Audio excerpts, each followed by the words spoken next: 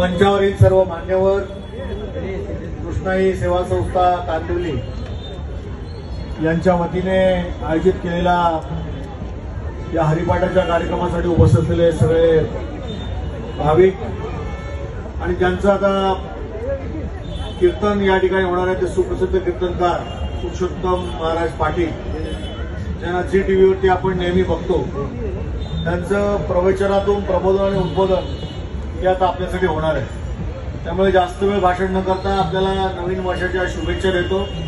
आणि विशेष म्हणजे या कार्यक्रमाच्या निमित्ताने ज्या पद्धतीने आज सगळे भाविक एकत्र आले आणि जो एक मेळा या ठिकाणी या कांदिवलीच्या लोखंडवालामध्ये भरवला गेला, तो खरोखरच मनाला समाधान देणार आहे।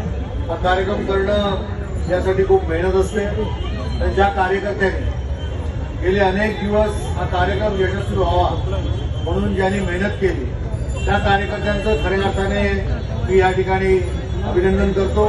त्याच्यामध्ये आमचे रमेश कळंबे आहेत, महेंद्र जाधव आहेत, आमचे राजेंद्र कळंबे आहेत, सीताराम फणसे आहेत, विष्णू कळंबे आहेत, राजेंद्र गायकवाड आहेत, संजय कळंबे आहेत, शिवाजीराव गोळे आहेत, मारुती कळंबे आहेत, विष्णू कळंबे आहेत, नारायणराव जाधव आहेत। ही सगळ्यांची नावं का घेतली?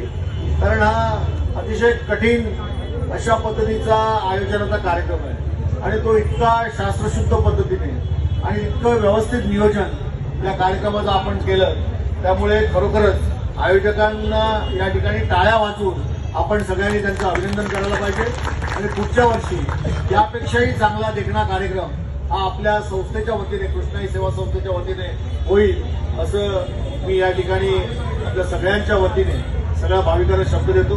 विशेष म्हणजे या हरिपाठाच्या कार्यक्रमाच्या निमित्ताने त्यांच्यासारख्या सामाजिक चळवळीत राहणारे जे आमचे असंख्य सहकारी या मंचावरती आहेत त्यांना कुठेतरी मनापासून या ठिकाणी हरिपाठ पढण्याची संधी वर्षातून एकदा आपण उपलब्ध करून देता, म्हणून आमच्या सगळ्या वतीने आपलं मनपूर्वक आभार, धन्यवाद। आणि मी आपल्या सगळ्यांना विनंती करतो की अतिशय उद्बोधक असं कीर्तन पुरुषोत्तम महाराज पाटील यांचं आहे।